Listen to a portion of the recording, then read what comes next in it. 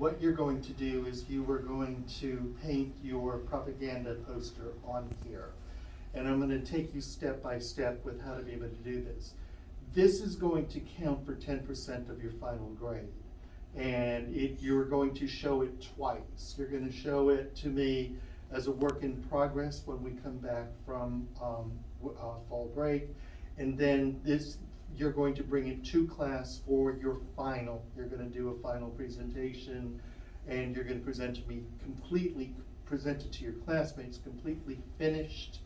And so you'll be graded, and again, it'll count for 10% of your grade. So this is a very, very important project.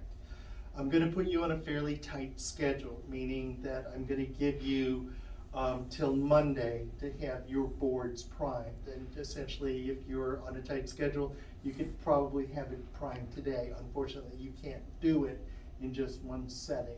And so I'm going to, you're going to need at least a minimum of 3 coats on each board. Each board has a smooth side and it has a rough side. Everybody's getting a board today. I have permanent markers if you want to put your name on your board when I give it to you, okay?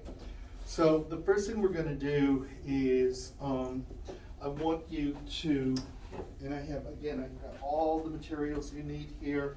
If any of the materials we're running low on, just let me know and I'll make sure that you have enough.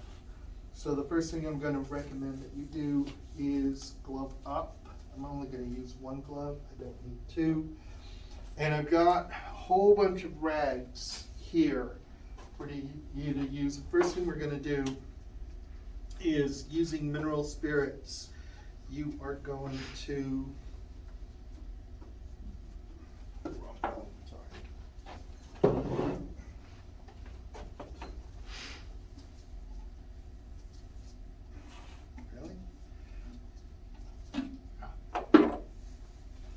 pour a little bit of mineral spirits on a rag, and I want you to clean your board. You don't need a lot of mineral spirit, and if I've got white on here, that's okay. Essentially what you want to do is clean the dirt off of it, okay? When you're done with the mineral spirits, and all of you are going to, if you're the last one to use this, make sure that it's put away, that all of your supplies are put away, okay? Next is gesso. And what gesso is a coating that looks a lot like plaster, wet plaster. And what you don't want to do is you don't want to just dig into it and plaster it onto your board because it'll take forever for it to dry. Get a plate, get some water. I've got some cups here, and I didn't fill it up all the way to the top. In this white box here, I've got brushes for you. And these brushes have just been used. They should be wet and clean. And so what I'm going to do is wet my brush, pick up a little bit of gesso, and put it in the plate. And it's important that you get a good consistency between gesso and water, because you don't want a plaster finish. What you're looking for is a milkshake consistency. Actually, you know what? Let me have that board over there, because that board is actually dry. And a student's not going to be using that board, and it's been cleaned already. So it takes about 5 minutes for the chemical to dry out. Okay, this board's already been cleaned.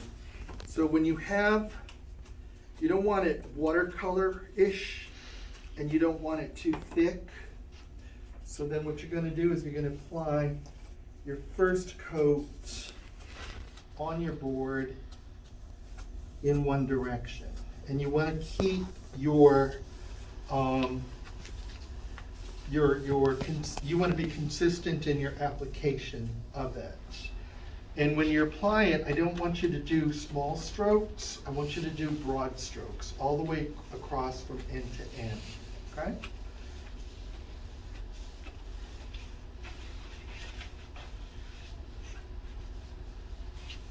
And you want to be consistent with the application. So let me show you what you don't want to do. You don't want that, okay? You want to be consistent. And the thing is that when you're gessoing a board, there's very little you can do that's going to be wrong. Because I put too much water on this side, it's going to be a little bit too washy. That's okay, because I could catch it on the next round. And so, coat 1 is done. Now, gesso takes maybe about, on a sunny, remember how warm it was yesterday? It would have taken 10 minutes to dry outside. But on a day like today, it might take about 20, 30 minutes for it to dry, okay? So when you get to this point, don't put on another coat, let it dry. What I would recommend is put your name on the back of this board and then set it outside on the breezeway against a wall to let the breeze dry it out.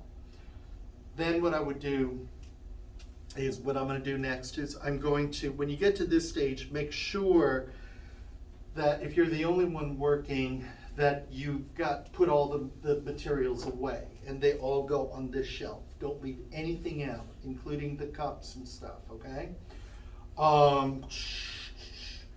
While this is drying, what I'm going to do is I'm going to take you next door to show you the most important part of this demonstration, which is going to be cleanup, okay?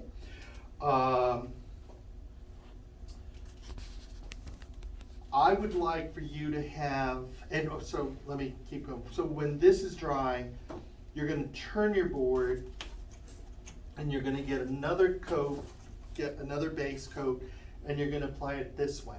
Because you see all these streaks in here? When you apply in the opposite direction, you're going to cover those streaks and it's going to make it more opaque.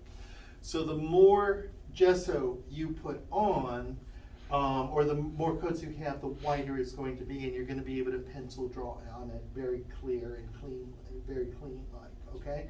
So let's go next door.